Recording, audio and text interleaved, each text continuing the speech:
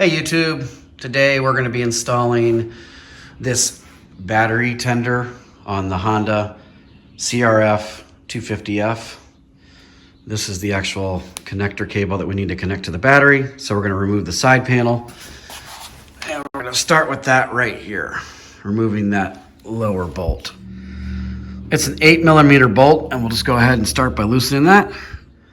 With the cover removed, you can now gain access to the battery, where we're going to connect that quick connect terminal to the positive and ground.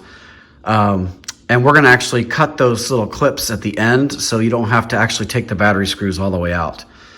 I'll show you an example of that in a second. The battery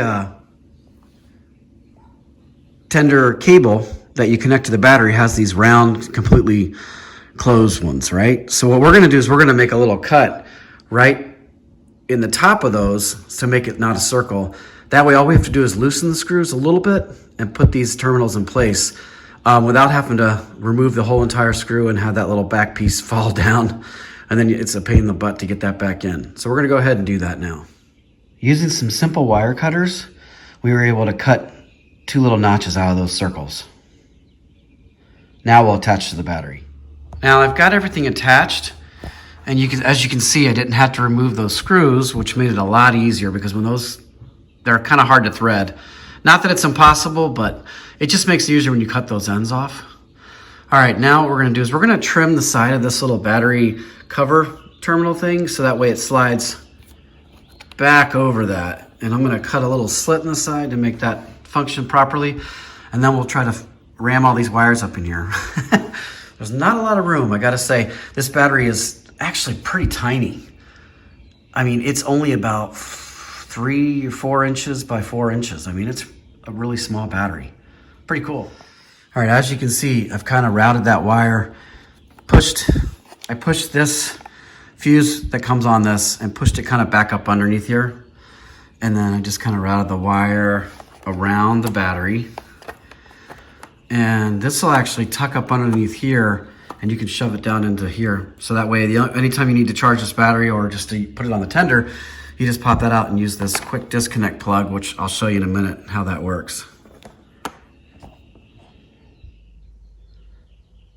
This is the battery tender we're using.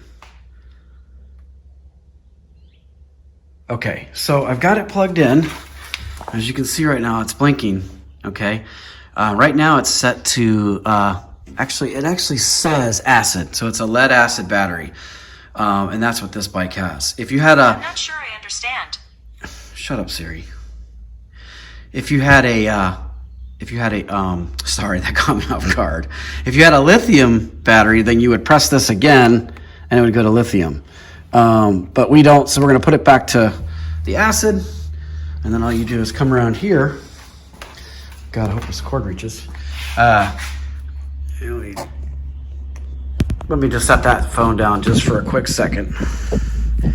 All right, so we remove this cap. Okay, remove that cap. And now we're gonna just plug it into the bike itself, okay? So we're gonna take this, see how I had this kind of tucked under here? All you gotta do is pull it out.